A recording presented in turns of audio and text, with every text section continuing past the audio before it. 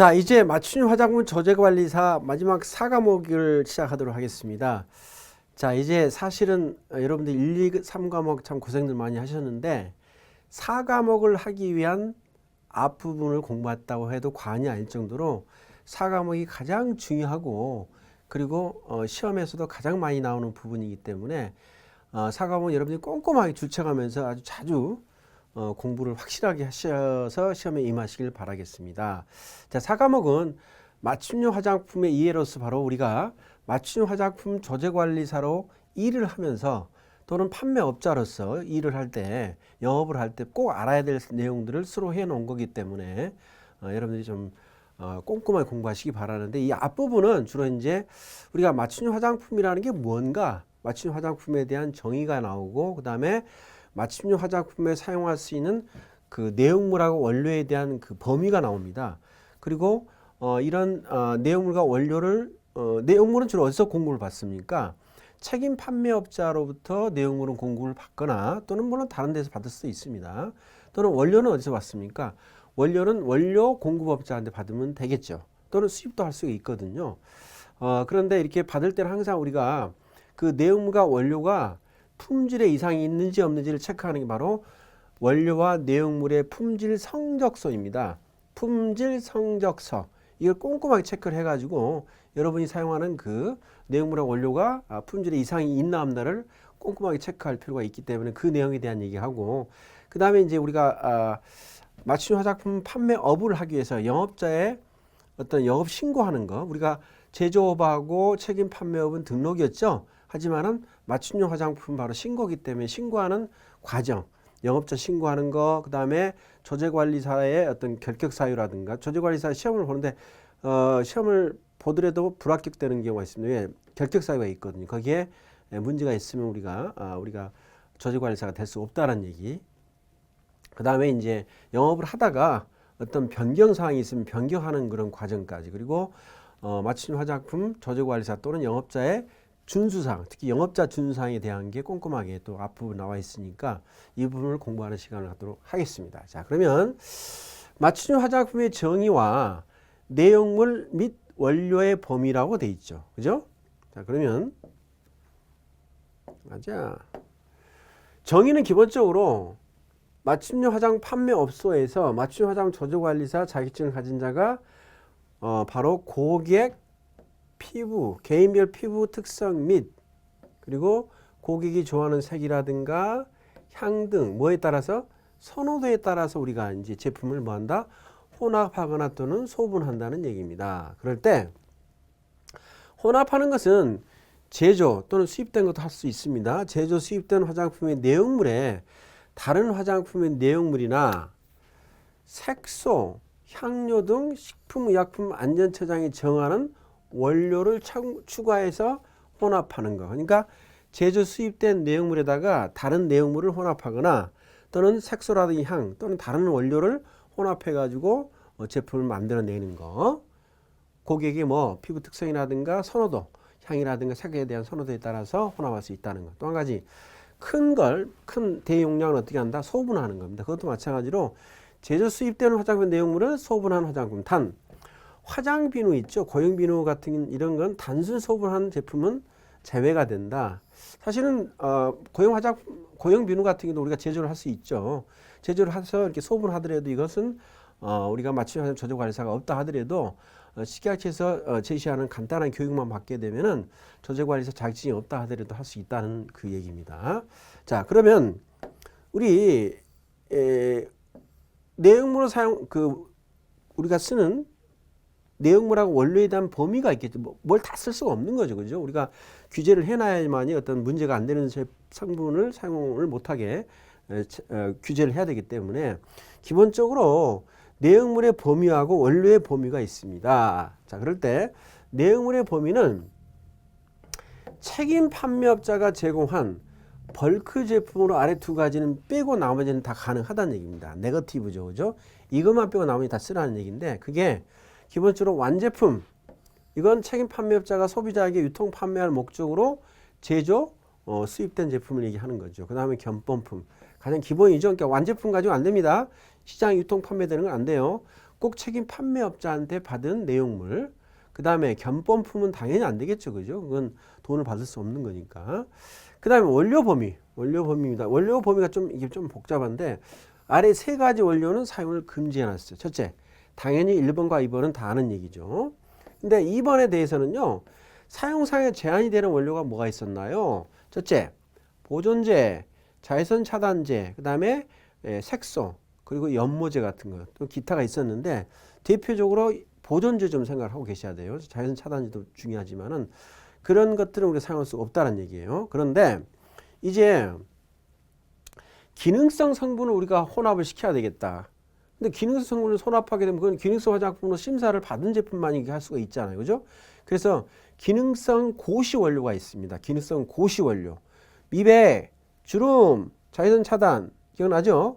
이런 기능성 고시 원료에 대해서 꼭 그것만 있는 게 여드름에 대한 거 있었고, 그 다음에 채모 제거하는 것도 있었는데, 이런 기능성 고시 원료, 고시한 기능성 화장품의 효능 효과를 나타내는 원료는 사용을 못합니다. 사용할 수 없는 원료, 사용상 제한 원료, 한도 원료, 배합 한도 원료, 그 다음에 기능성 화장품 기능성 고시 원료는 사용할 수가 없다는 얘기예요. 하지만 맞춤형 화장 판매업자에게 원료를 공급하는 화장품 책임 판매업자가 원료도 공급할 수 있다 그랬죠. 근데 그 원료를 어떻게 했다고?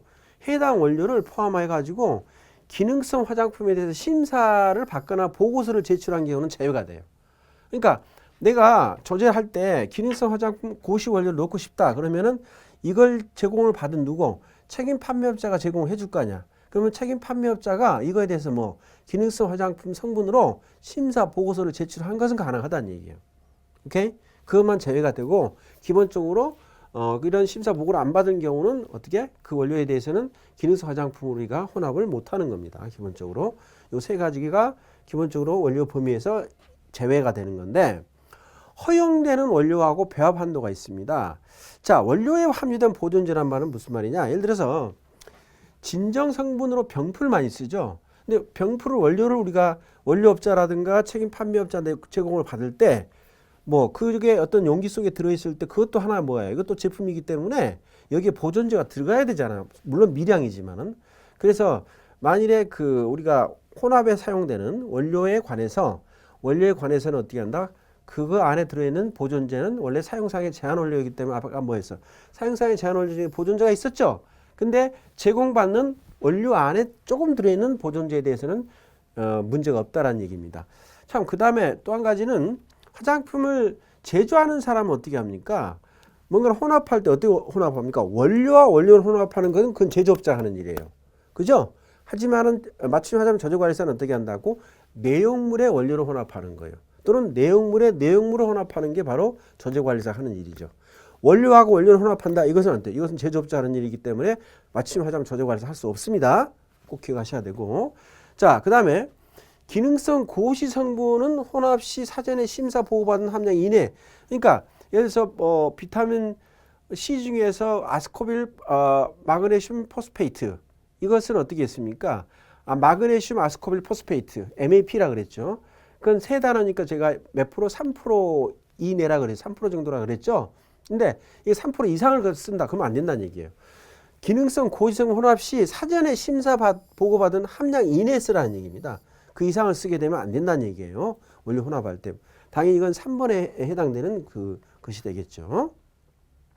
그 다음에 색소, 향, 기능성 원료는 또는 조합 원료로 사용할 수 있다.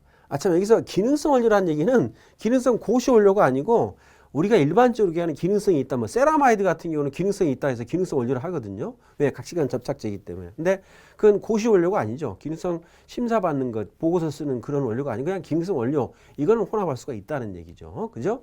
그건 가능하고, 그 다음에 색소나 향 당연히 넣겠죠. 그 다음에 조합 원료라는 건 뭐냐면 원래 원료와 원료를 혼합해서 제품으로 만들면 안 돼요. 하지만은 내용물에다가 원료를 혼합한다 그랬죠.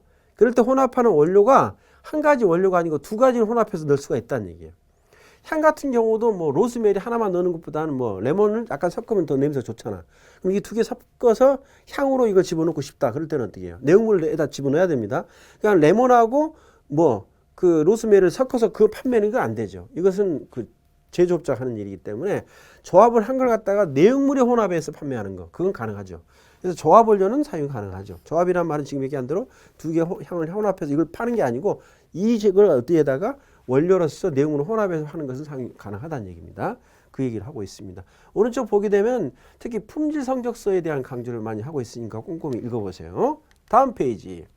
자, 이제 우리가 제조업자도 원료업자한테 원료를 공급받을 때 철저하게 품질 검사를 해야 되죠. 그죠? 그럴 때 품질 검사를 하는데 그때 받는 게 바로 품질 성적서입니다. 그러니까 이 품질에 문제가 없다라는 거, 그에 대해서 성적서가 있는데 그게 우리는 원료하고 내용물 두 가지이기 때문에 원료 품질 성적서하고 내용물 품질 성적서 두 가지를 알고 있어야 되겠죠. 그 내용을 보게 되면은 원료 같은 경우는 원료하고 내용물하고 거의 비슷하게 많이 나와 있어요. 근데 비교되는 게 뭐가 있냐면은 원료는 기본적으로 성상, 냄새, pH, 비중 이렇게 쭉 이건 우리가 앞에 셌던 거. 비소라든가 비소는 몇 마이크로미터 그램 퍼 그램이죠. 암빈이니까 10 마이크로그램 퍼 그램이죠. 근데 비소는 10 이하로 돼 있죠. 마이크로그램 퍼 그램이 제가 ppm이라 그랬죠. 앞에서. 그 말이니까 크게 문제가 없는 거죠. 그래서 여기 나와 있는 성상인 이런 것들이 우리가 원료에도 있지만요. 그 다음 페이지 보게 되면 이 내용물 품질 성적서에 똑같이 있습니다. 그럼 여기서 뭐가 약간 차이가 있냐면은 원료 품질 성적서하고 내용물 품질 성적서에 어떤 점이 차이가 나냐면은 내용물은 원료보다는 좀 점도가 높지 않겠어요? 그죠? 크림 베이스라든가 뭐 로션 베이스. 그래서 물론 토너 베이스도 있긴 하지만 점도가 좀 높게끔 나오기 때문에 특별히 내용물 품질 성적서에는 이게 점도에 대한 얘기가 나와요. 점도. 그리고 비중이라든가 이런 게 나오는데 원료에는 이 말이 좀 빠져 있더라고. 물론 이게 중요한 건 아니지만 구태의 차이를 본다면 그래요. 그래서 기본적으로 품질 성적서에 보면은 그 제품을 어떻게 품질 검사를 했는지 체크가 나와 있죠. 그럴 때 이걸 읽는 방법이 있어요. 체크하는 방법이 있는데 보세요. 이제 왼쪽에 비중은 물이 1이며 이를 기준으로 해서 비중기 비중병을 특정한다. 자, 비중 이게 나와 있죠. 0.98에서 1.04. 이건 1 양쪽에 해당이 되는 거니까 이건 뭐 보통 이게 액체구나라는 예측할 수 있고 그 다음에 굴절률에 대한 얘기 굴절률에 대한 거. 자, 굴절률은 형상의 현탁 정도에 따라서 빛의 굴절을 나타내는 것으로 진공의 굴절률이 1이랍니다. 진공 상태가 굴절을 안 하는 거죠. 1이 된다는 얘기인데 1이고 물은 1.333이고 대부분의 물보다는 현탁이 높으므로 물보다는 높게 나타난다. 굴절률이 전부 다 1.333보다 높게 나타나 있지 않아요? 그죠? 그 다음 pH도 뭐 3에서 9 사이에 있는 거니까 문제가 없죠. 그죠? 시험 기준이 이렇고 시험 결과가 6.74로 나왔다는 거. 그죠? 오케이. 이건 기준이 있고 그 다음에 시험 결과가 있고 항목이 있고 어떤 걸 할 것이냐 그리고 기준이 뭐냐 그리고 결과는 뭐냐 이게 문제가 있다 없다. 특히 미생물에 대한 얘기가 많이 나와야죠. 그렇죠? 미생물은 뭐 세균, 진균 그쵸? 그 다음에 뭐 황록대 앞에서 했었습니다. 자, 그리고 빡빡한 크림 형태의 점도는 대개 보면 크림 형태 같은 경우는 원료가 되는 게 없으니까 그 다음 페이지에 내용물 성적서 보게 되면 점도가 나왔는데 아까 뭐라 그랬어요? 점도가 3만 이상이 될 때 바로 크림이 된다는 얘기예요. 그런데 그 다음 페이지 보니까 이게 3만 이상이 아니고 점도가 700에서 1700이죠. 이걸 보더라도 얘는 크림상이 아니죠. 뭐 토너상이나 로션상이 되겠죠. 특히 토너상이 되지 않을까 생각이 되네요. 그죠? 자, 그래서 이런 식으로 앞에서 했던 거와 똑같이 원료 품질 성적서하고 비슷하게 성상, 색상, 그다음에 향취 전부 다 적합이라고 되어 있죠. 이 적합 판정을 잘 봐야지. 판정. 우리가 들어올 때는 판정을 보고 적합인지 부적합인지 체크해야 되겠죠. 미생물에 대해서 쭉 나왔죠. 병원성, 불검출, 병원성은 아까 황록대가 되는 거고, 그죠? 그렇습니다. 이렇게 해가지고 우리가 원료 품질 성적서하고 내용물 품질 성적서를 이렇게 꼼꼼하게 체크해가지고 그 품질 검사를 해란 얘기입니다. 자, 그 다음에 그 밑에 나와 있는 건 아까 했던 말로써 이렇게 그림으로 나와 있는 식약처에 얘기한 겁니다. 아까 제가 조합 원료라 그랬죠. 단일 원료도 할 수 있지만 혼합해가지고 조합해서 대신 어떻게 한다고 이걸 파면 안 돼. 이걸 내용물에 혼합하는 거죠. 자, 이건 보면 되는 거고 그 다음에 이것도 좀 읽어보시면 다 아는 내용입니다. 한번 읽어보세요. 그 다음에 영업신고. 자, 영업신고. 맞춤형 화장품 영업은 등록이 아니고 신고라고 했었죠. 신고. 자, 신고인데 신고니까 좀 가볍죠. 다른 어떤 제조업이라든가 책임 판매업보다는 좀 가볍게. 제가 이것도 마침 저조관리사가 있어가지고 지금 신고해가지고 지금 영업을 하고 있거든요. 근데 영업 신고할 때 일단 기본적으로 결격 사유 이게 기본으로 알고 있어야 되는데 이 결격 사유 세 가지는요. 당연히 제조업자도 해당이 되고 그다음에 책임 판매업자도 해당이 되고 맞춤 화장품 판매업자도 해당이 되는데 제조업자는 특이하게 뭐가 있었습니까? 마약 중독하고 정신질환자 있었죠. 그래서 의사 진단서를 꼭 떼야 되거든요. 근데 이렇게 맞춤 화장품 조제관리사 같은 경우는 그냥 그건 해당이 없고 기본적으로 했던 세 가지만 얘기를 하는 겁니다. 그 다음에 신고하는 절차를 보게 되면 당연히 지방청장한테 신고한다는 거. 그리고 맞춤 화장품 조제관리사를 두는 것. 자, 이제 그래서 신고 절차는 이렇게 지방식품의약품청장한테 우리가 신고를 하면 되는 거고, 그 다음에 필히 뭐 조제관리사를 둬야 되겠지, 영업하기 위해서는. 그죠? 실무자가 되기 때문에. 자, 근데 결격 사유를 좀 읽어볼까요? 결격 사유를 보게 되면은 피성년 후견인. 무슨 말이죠? 자기 스스로 의사결정을 못하는 사람이 피성년 후견인이거든요. 그래서 약간 장애가 있는 사람이죠. 그 다음에 이거 놔두고 나머지 놔두고 화장품법이라든가 또는 보건범죄 단속에 관한 특별조치법, 그러니까 화장품이 아니고 식품이라든가 또는 의약품 이런 법을 위반해 가지고 금고 이상의 형을 선고받고 그 집행이 끝나지 아니하거나 그 집행을 받지 아니하기로 확정되지 아니한 자, 뭐 당연히 지금 형을 받고 있는 거. 그래서 받고 있다. 어떤 법을 위반해 가지고 화장법이라든가 그 이외의 특별조치법, 식품이라든가 약품에 대한 어떤 특별한 법을 지금 우리가 위반해서 그 사람이 지금 법에 대해서 어떤 그 집행을 지금 하고 있는 사람, 그런 사람에 대해서는 어떻게 한다? 결격 사유가 된다는 얘기죠. 그 다음에 그것이 두 가지가 좀 연결이 되는 거고요. 그 다음에 보게 되면은 파산 선고를 받고 복권되지 아니한 자. 이건 어떤 자기가 영업을 한 거 아니에요, 그죠? 그러니까 어떤 자기가 사업을 하다가 파산 선고를 받은 거지. 그 다음 또 하나는 등록이 취소되거나 영업소가 폐쇄된 날부터 1년이 지나지 아니한 자.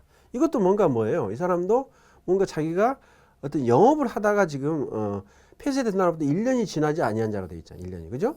1년이 안 지난 자. 지난 사람은 괜찮아요. 이런 사람에 대한 게 두 가지가 좀 구분되어 있죠.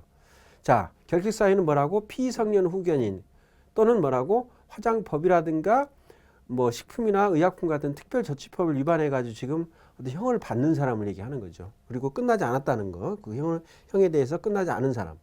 그 다음에 두 번째 캐테고리는 게 크게 두 가지 캐테고리라는 얘기죠. 두 번째 캐테고리는 뭐냐? 이 사람이 파산 선고를 받고 복권이 안 된 사람이야. 두 번째는 뭐 등록 취소를 되거나 영업소가 폐쇄가 되고 나서 1년이 지나지 아니한 자. 이렇게 크게 두 개로 나눠서 좀 기억을 하셔야 됩니다. 좀 복잡한데도 불구하고 이걸 꼼꼼하게 이거 시험에 최근에 많이 나오는 거니까 기억하셔야 됩니다. 그 다음에 자, 이제 영업을 하다가 변경을 하고 싶어요. 그럴 때는 제조업자하고 책임 판매업자 같은 경우는 그냥 그 제조업자라든가 책임 판매업자가 바뀌게 되면은 당연히 그 변경을 하는 게 맞죠, 그죠? 그리고 그 사람이 그 사람이 홍길동이야, 제조업자가. 근데 그 사람이 홍길동이라는 사람인데 회사 이름을 뭐 홍수 코스메틱이라 했어. 근데 이 사람이 어떻게 돼? 홍수 코스메틱을 바꾸고 싶다 그러면 그것도 바꿔야 되거든요. 근데 맞춤형 화장품 판매업자는요, 양이륜이야. 그럼 나는 판매업자예요. 근데 내가 다른 사람 홍길동으로 주고 싶으면 홍길동으로 바꿔야 되겠죠. 그러면 판매업자가 바뀌면 어떻게 변경 신고를 해야 되겠죠. 그런데 내가 양이륜인데 밑에 양스 코스메틱으로 하고 있어요. 상호를 양스 코스메틱으로 업소를 이제 운영하는 거지. 근데 업소라고 하는 건요, 판매업자가 업소를 하나만 하는 건 아니잖아요. 제조업자라든가 책임 판매업자 같은 경우는 그 밑에 하위에다 여러 군데 둘 수가 없어요. 제조업자 하나고 책임 판매업자 하나잖아요. 그런데 맞춤 화장품 판매업자는요, 업소를 여러 군데, 내가 강남에도 하나 가지고 있지만 업소를 또 어디 명동에도 할 수 있잖아요. 그럴 때 업소로 여러 군데 되거든요. 그럴 때 업자가 바뀔 때 양이륜이가 홍길동으로 바뀌면은 당연히 업자 변경을 해야 되겠죠. 근데 내가 업자지만 업소라는 게 뭐라고? 업소가 여기 나온 대로 업자가 있으면서요, 그 맞춤 화장품 신고 필증에 보게 되면은 맞춤형 화장품 판매업자 이름이 있고요. 그 밑에 맞춤형 화장품 판매업소 상호명이 있어요.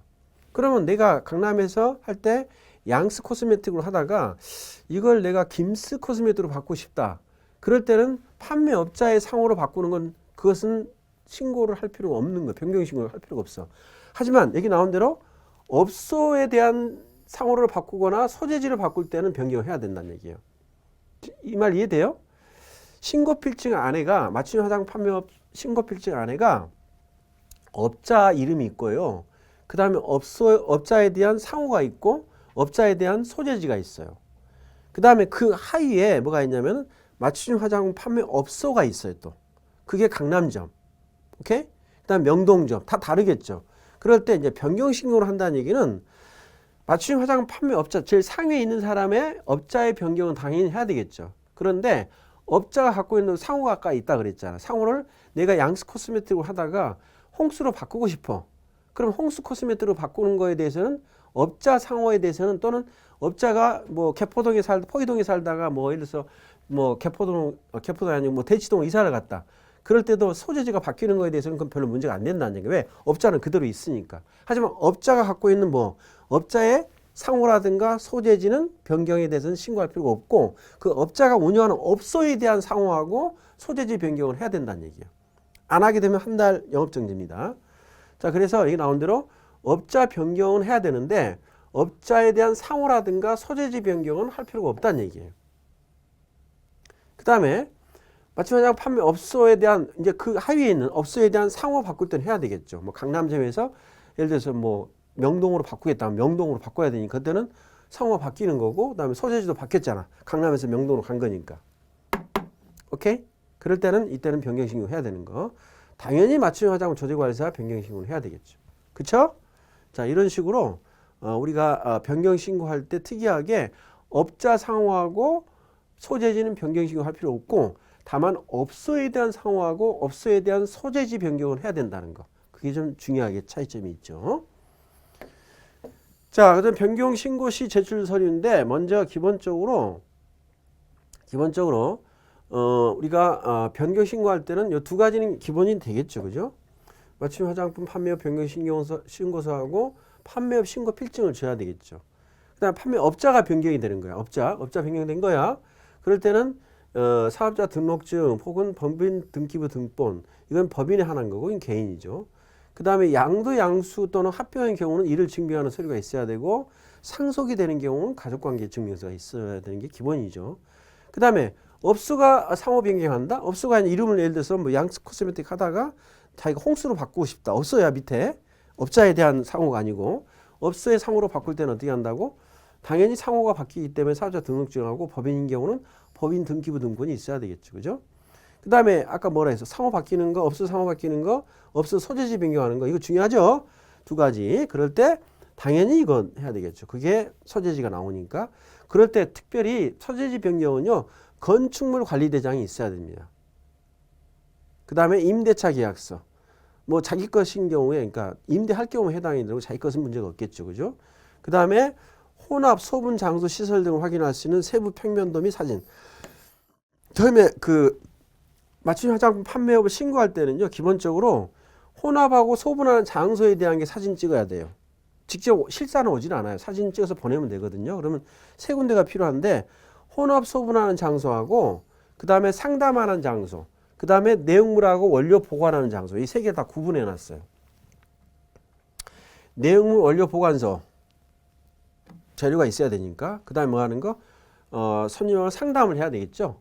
그 다음에 상담하다 보니 침이 튀기니까 이 상담하는 장소하고 그 다음에 이렇게 충진하거나 충진보다도 이렇게 혼합하고 소분하는 장소는 또 분리가 돼야 돼요. 내용물 원료 보관소 그 다음에 혼합 소분하는 장소 그 다음에 상담하는 장소 세 군데 사진을 찍어서 보내면은 문제가 없으면은 신고 필증이 나옵니다. 알겠죠? 그런데 거기에 대해서 이제 어때요? 소재지 변경이 되기 때문에 구조가 변경되는 거잖아요. 그죠? 이사를 간 거니까. 그래서 소재지 변경할 때는 다시 뭐라고? 이런 거에 대해 시설에 대한 게 세부 평면도 하고 상세 사진을 보내야 됩니다. 알았죠? 자, 이런 식으로 이건 당연히 우리가 이사할 때 체크하는 사항이니까 변경할 때 체크하는 사항이니까 좀 보시면 되겠습니다. 자, 그다음 원본이 필요한 경우는 이제 기본적으로 있는데 사본만 있은 경우는요. 사본만 필요한 경우는 당연히 조제관리사 자격증은 원본 줄 필요가 없는 거죠. 그죠? 사본만 주면 되는 거죠. 그렇죠?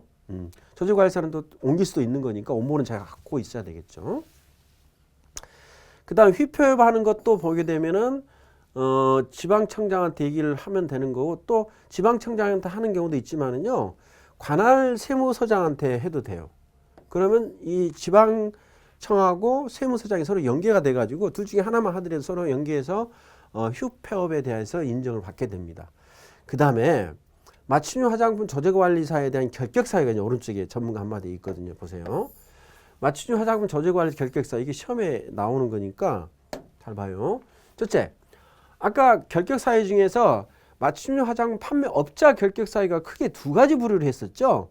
피성년 후견인하고 그다음에 뭐 화장법, 특별법 위반하는 거, 그죠? 그리고 금고 이상의 형을 집행을 받거나 좀 아직 끝나지 않은 사람 얘기했었죠.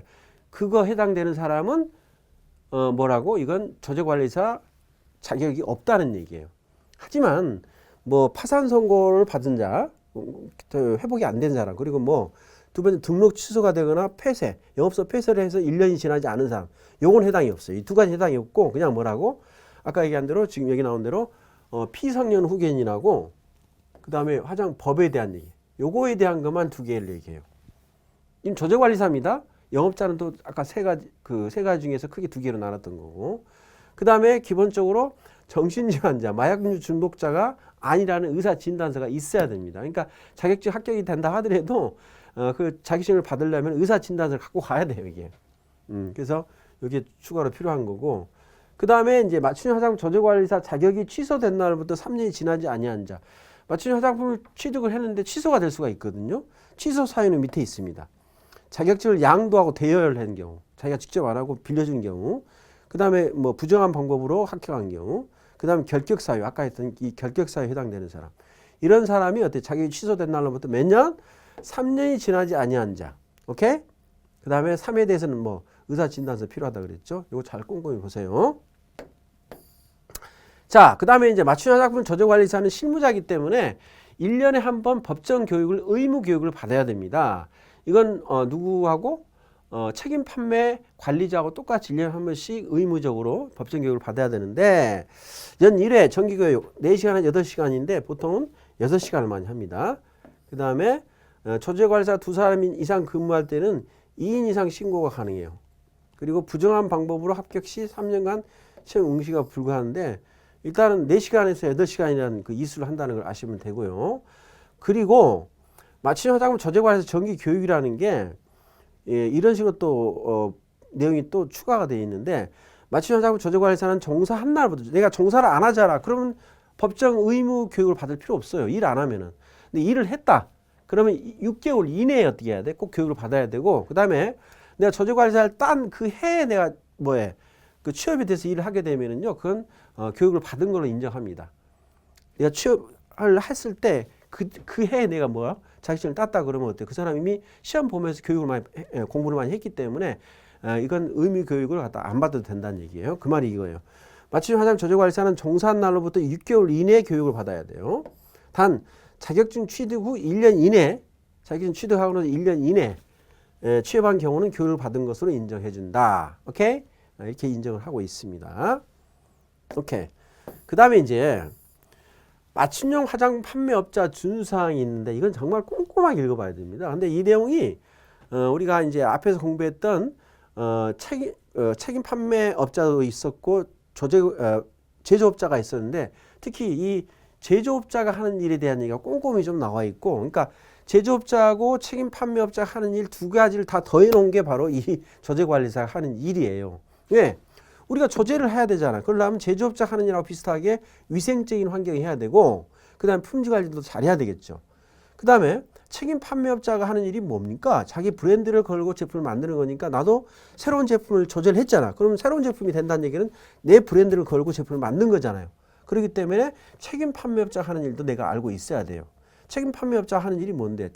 책임 판매 관리자가 하는 일이 되겠죠. 그러므로 조제관리사의 그러니까 맞춤 화장품 영업자가 해야 될 일이라는 것은요. 제조업자가 하는 일, 책임 판매업자가 하는 일, 그다음에 책임 판매 관리자가 하는 일, 그걸 전부 다 다 알고 있어야만이 맞춤형 화장 조제 관리 업을 하거나 조제 관리에서 일을 할 수 있다는 얘기예요. 물론 대표적으로 누구 조제 관리사가 그 일을 확실히 알고 있어야 되겠죠, 그죠? 근데 그거에 대한 내용이니까 읽어보시게 되면 앞에서 했던 내용들이 반복이 되는 경우가 많아요. 자, 그럼 기본적으로 자 우리가 앞에서 제조업자의 3대 위생관리가 뭐였나요? 작업장, 작업자, 시설 및 기구 있었죠? 그렇게 하듯이 판매장 시설 및 기구를 정기적으로 점검하여 보건위생상 위해가 없도록 관리할 것. 보건위생상. 자, 두 번째. 다음에 혼합소분 안전관리 기준을 준수할 것. 맞춤 현장 조제에 사용하는 내용물 및 원리의 혼합소분 범위에 대해 사전의 품질 및 안전성을 확보할 것. 다만 내용물 및 원료를 공급하는 화장품 책임 판매업자가 혼합 또는 소분 범위를 검토하여 정하고 있는 경우 그 범위 내에서 누가 정한다? 내가 내용물하고 원료를 공급받을 때 그거에 대해서 규정을 미리 해놓는 거 누가 하죠? 책임 판매업자가 보통은 그 혼합 소분에 대한 범위를 검토해서 정하고 있는 경우는 그 범위를 따라라는 얘기예요. 그 다음에 안전 기준을 따라줄 것. 그리고 혼합 소분하기 전에 손을 소독하거나 또는 어떻게 한다? 일회용 장갑을 끼게 되면 소독할 필요는 없다는 얘기예요. 그리고 우리가 또 문제가 뭐냐면은 아무리 위생적으로 준비하더라도 용기 자체가 어떤 미생물 오염이 되어 있으면 안 되겠죠. 그래서 포장 용기의 오염 여부를 확인할 것. 그리고 우리가 이제 혼합 소분할 때 사용하는 이때 우리가 앞에서는 시설 기구라 했는데 여기서는 장비 또는 기구 등은 사용 전에 뭐 한다고? 위생 상태를 점검하고 사용 후에는 오염이 없게 할 것. 사용 전에 뭐 한다고요? 위생 상태. 미생물 오염이 없어야 되겠죠? 그럼 사용 후에는 뭐 깨끗이 닦아라는 얘기가 바로 오염이 없도록 할 것. 그러니까 위생하고 오염 가르치고 얘기할 수가 있겠죠. 사용 전에는 뭐라고? 그 위생 상태. 사용 후에는 뭐라고? 오염을 갖다가 깨끗하게 제거를 해라는, 세척을 해라는 얘기죠. 자, 혼합 소분 전에 내용물 원료의 사용 기한 또는 개봉 후 사용 기간을 확인하고 이거 정말 중요해요. 우리가 품질 성적서에 보게 되면 항상 내용물과 원료에 대한 사용 기한 또는 개봉 후 사용 기간이 꼭 적어져 있거든요. 그럴 때 특히 사용 기한에 대한 얘기가 있겠죠, 그죠? 그럴 때 혼합 소분 전에 내용물 및 원료의 사용 기한 또는 개봉 후 사용 기간을 확인을 먼저 해야 돼요. 품질 성적서를 보고 사용 기한 또는 개봉 후 사용 기간이 지난 것 당연하죠. 지난 거 사용하면 안 되겠죠. 지난 것을 사용하지 말 것. 7번 혼합 소분에 사용되는 내용물의 사용 기한 또는 개봉 후 사용 기간을 초과해서 맞춤형 화장품의 사용 기한. 왜 우리가 이제 제품을 판매할 때 고객한테 꼭 그 고지를 해야 될 게 뭐냐면 고지보다도 그 판매 내역서를 작성을 해야 되는데 이제까지 그냥 판매하고 나면 그냥 재고판만 했었잖아요, 그죠? 완제품에 대해서는. 근데 이제는 맞춤형 화장품을 조제한 제품을 팔았잖아요. 조제한 제품에 대해서는 필히 사용 기한하고 개봉 후 사용 기간을 개봉 후 사용 기간을 갖다가 꼭 우리가 판매 내역서라는 걸 만들어서 꼭 적어야 됩니다. 그래서 우리는 조제관리사는 특별하게 판매 내역서에 대한 작성이 밑에 나와 있거든요. 세 가지인데 제조번호 또는 식별번호, 두 번째는 사용 기한 또는 개봉 후 사용 기간, 그리고 판매 일자, 판매량, 요 세 가지가 판매 내역서에서 적어야 되는데 시험에 자주 나옵니다. 그럴 때 여기 나온 대로 그 우리가 사용되는 내용물의 사용 기한 또는 이걸 초과해서 제품에 대한 사용 기한 또는 개봉 후 사용 기간을 정해서는 안 된다. 당연한 얘기죠. 그 다음에 사용 기한이 지난 것은 뭐 재작업한다? 이거 안 돼. 우리가 제조업자는 품질 보증 부서가 있어가지고 품질 관리를 하는데 우리는 없잖아요, 그죠? 그렇기 때문에 사용 기한이 지난 건 무조건 뭐 한다? 폐기할 것. 오케이? 그 다음에 맞춤 화장품 조제에 사용하고 남은 내용물 및 원료는 밀폐를 위한 마개를 사용하는 등. 그러니까 조제하고 나면은 뭐 내용물이나 원료 같은 게 좀 크게 우리가 제공을 받기 때문에 항상 사용하고 나서는 철저하게 뭐 마개를 사용해 가지고 비의도적인 오염을 방지할 것. 자, 그리고 마지막에 소비자의 피부 상태나 선호도 등을 확인하지 아니하고 맞춤 화장품을 미리 혼합 소분하여 보관하거나 판매하지 말 것. 우리가 전화상으로 요즘에는 이제 코로나 때문에 이제 물론 과거 얘기지만 이 코로나로 인해서 비대면이 많이 활성화되고 있는데 비대면일지라도 화상을 통해 가지고 미리 어때요? 그 사람에 대한 피부 진단 다 해야 되고 그 사람에 대한 향이라든가 색소, 선호도를 다 체크해야 된다는 얘기야. 근데 그것 없이 미리 제품을 이렇게 조제해 놨다. 이건 안 된다는 얘기죠. 그래서 비대면도 가능하긴 하지만 뭐 미리 어떻게 한다고 그 사람 피부 이런 상태라든가 선호도를 미리 체크를 꼭 해야 된다는 얘기예요. 근데 그걸 안 하고 어때요? 미리 혼합 소분하는 거 절대 판매하면 아니 됩니다. 자, 그 다음에 최종 혼합 소분된 맞춤형 화장품은 이런 안전 기준에 따라 가지고 안전관리 기준을 준수할 것. 안전관리 기준, 안전관리 이게 정말 중요하죠.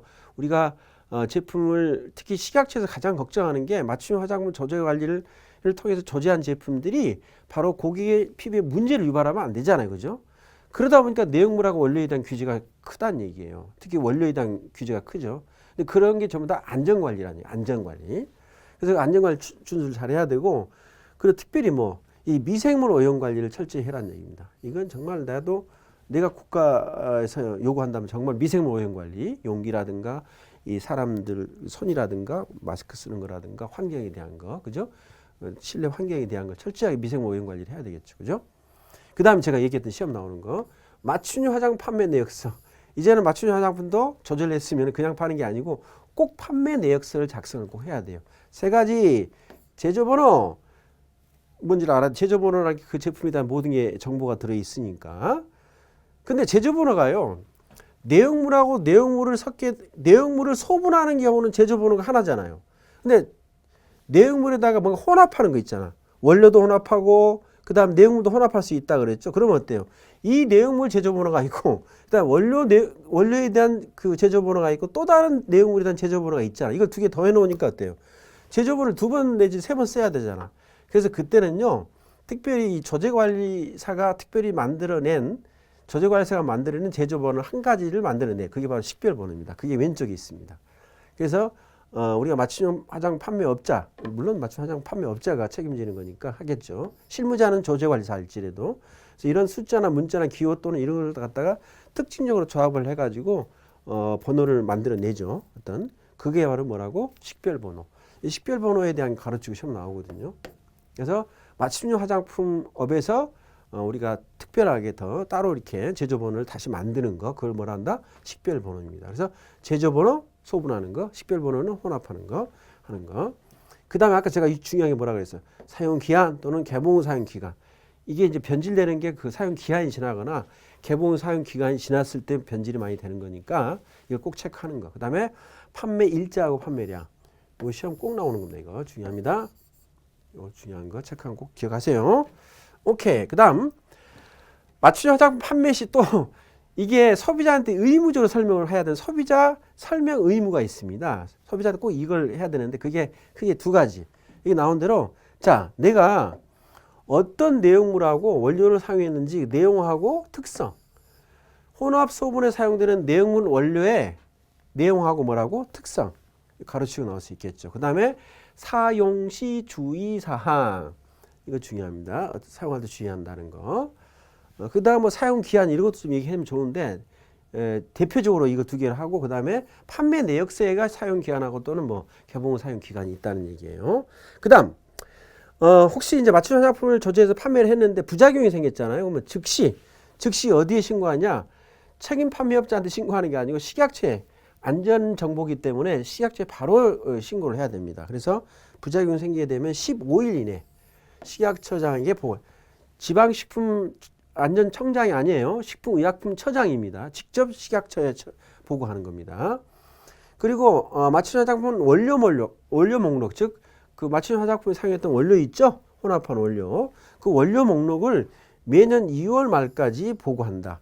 이것에 대해서는 원료 목록 보고가 책임 판매업자도 원료 목록 보고가 있었죠. 그런데 맞춤 화장품 판매업자도 원료 목록을 매년 2월 말에 꼭 보고를 해야 됩니다. 미보고 시 뭐라고? 과태료가 50만 원이 되겠습니다. 중요합니다. 그리고 생산하고 수입하는 거 있죠. 생산 실적. 내가 수입은 놔두고 생산 실적. 내가 조제한 실적 있죠. 그걸 보고는 할 필요 없고 그냥 이건 기록 보관해서 관리만 하면 돼요. 그냥 보관만 하면 되죠. 근데 책임 판매업자는 언제 하죠? 안전성 정보도 우리가 정기 보고도 매년 매 반기 이후 1개월, 즉 7월하고 1월달. 그랬죠? 그 다음에 생산 실적하고 뭐 이런 그 수입 실적에 대해서도 당연히 보고를 하게 돼 있었죠. 의무적으로. 근데 맞춤 조제관리사는 그건 특별히 보고할 필요는 없고 보관만 하면 됩니다. 자, 그 다음에 맞춤형 화장 판매업소 시설 기준 및 위생관리. 이것도 마찬가지 위생에 대한 얘기인데 안전관리가 되겠죠. 자, 보게 되면은 판매업소 시설 기준을 보게 되면 기본적으로 혼합 소분 공간은 혼합 소분한다는 얘기는 뭐 어때요? 그 내용물하고 원료가 외부에 노출되잖아. 청정 등급이 어때? 2등급이 되는 것이기 때문에 꼭 뭐가 된다? 구분 또는 구획. 근데 구획을 해야 되겠죠. 구분은 너무 가까이 옆에 있는 거니까 좀 칸막이라든가 구획하고 구분 알죠? 구분 같은 경우는 선으로 해놓은 거, 뭐 그물 같은 거 해놓은 거고 구획은 뭡니까? 커튼을 획 친다 그랬죠. 그러니까 에어 커튼이라든가 뭐 커튼이라든가 칸막이 같은 거, 그죠? 그다음 분리는 뭡니까? 완전히 어때요? 입구가 다른 거, 방이 서로 다른 거죠. 그럴 때 혼합 소분 공간은 오염이 될 수 있는 것이기 때문에 구분, 구획, 특히 구획을 해야 되겠죠. 자, 그 다음에 미생물 오염을 방지하는 거 지금 계속 반복하고 있죠. 그 다음에 주기적으로 점검한다는 거, 시설 같은 거, 시설 또는 설비 등에 한다는 거, 주기적으로 점검하는 거. 자, 위생관리. 위생관리에서 작업자는 이것도 보면 제조업자가 했던 거하고 비슷하게 했던 말 반복이 되는 거니까 요건 좀 꼼꼼하게 읽어보시면 되겠습니다. 중요하니까 한번 읽어보자. 작업자는 혼합 소분 시 위생복 마스크 필요시 마스크를 꼭 쓰라는 건 아닌데 필요할 때, 그리고 혼합 전후에 손 소독 및 세척을 하고 피부 외상이 있잖아요. 상처 입은 경우는 가능한 회복이 되기 전까지는 혼합 소분을 막아라는, 이건 우리가 앞에서 했었던 거죠. 그죠? 제조업자가 했었던 거. 작업자의 위생관리에 해당되는 거. 그 다음에 2번은 뭐 보면 되겠네요. 3번도 보니까 읽어보면 되는데, 특히 자외선 소독기 있었죠? 자외선 소독기는 항상 어떻게 한다고? 자외선 살균기를 이용하는 경우에는 우리가 보통 저제관리사는 이걸 쓰겠죠. 그죠? 충분한 자외선 노출을 위해서 적당한 간격을 두고 서로 겹치지 않도록 하는 거하고, 그 다음에 살균기 내에 있는 자외선 램프의 청결 상태를 확인한다는 거. 그 다음에 위생 활동에 대해서 모니터링한 결과를 기록한다.